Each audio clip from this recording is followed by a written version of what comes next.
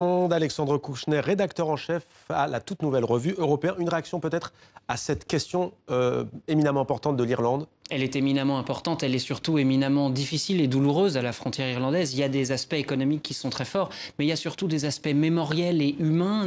N'oublions pas qu'il y a eu énormément de morts, qu'il y avait plus de 200 checkpoints, que c'était une frontière barbelée, que l'Europe, c'est aussi ça, c'est la paix, ce sont les accords pour mieux vivre ensemble.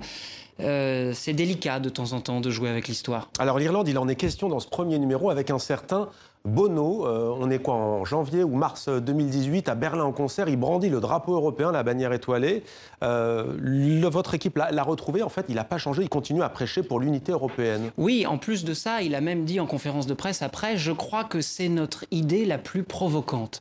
En 2018, pendant toute sa tournée européenne, Bono met derrière lui le drapeau européen et il explique au fond eh bien, que l'Europe est une pensée qui doit devenir une émotion. Chez nous, ça résonne puisque l'Europe, encore une fois, pour nous, n'est pas un cadre législatif, c'est un terrain de vie.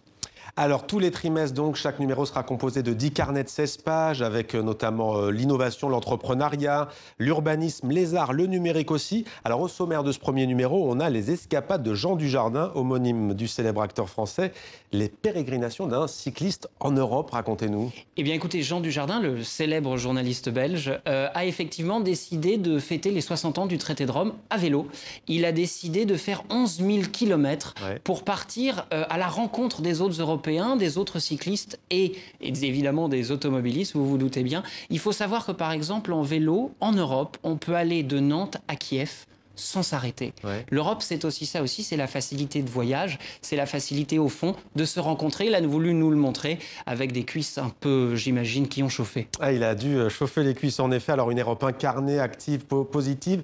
Il y a aussi Julien Thève, lui, qui a décidé de nous emmener en Estonie, un pays fascinant. Pourquoi ce choix? Parce que l'Estonie a quelque chose d'extrêmement précis, c'est un État plateforme, c'est-à-dire que c'est un État qui, après la chute du bloc soviétique, a utilisé massivement les outils numériques pour se doter d'une vraie infrastructure. C'est un État pionnier en Europe. On a voulu comprendre comment ça marche, parfois comment ça ne marche pas. Il nous semblait intéressant de comprendre ce Made in Europe. Start Me Up, donc avec un pays ultra connecté, peut-être l'un des plus connectés au monde, l'Estonie.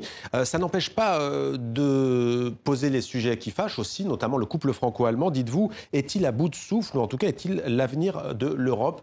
Vous allez continuer à parler des choses positives, mais aussi des sujets éminemment d'actualité, parfois polémiques. Bah oui, on va parler de l'Europe telle qu'elle est. Tout en Europe ne marche pas, on ne s'entend pas nécessairement avec tous nos voisins. Nous allons parler de la frontière irlandaise pour comprendre les sources du conflit.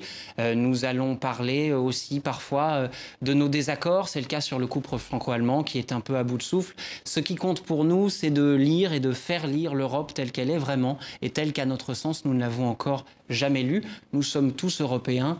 Je pense qu'on a le droit de se le dire. Et dernière question, où est-ce qu'on trouve Européen? Donc en kiosque, on imagine, par abonnement aussi? En kiosque, par abonnement, abonnez-vous. Il y a très plein de belles histoires à lire, d'histoires vraies, et partout en kiosque, partout où vous pouvez voyager, découvrir l'Europe, nous pouvons vous y accompagner. Merci beaucoup Alexandre Kouchner d'avoir répondu à nos questions donc, et bonne route à vous avec cette revue Européen.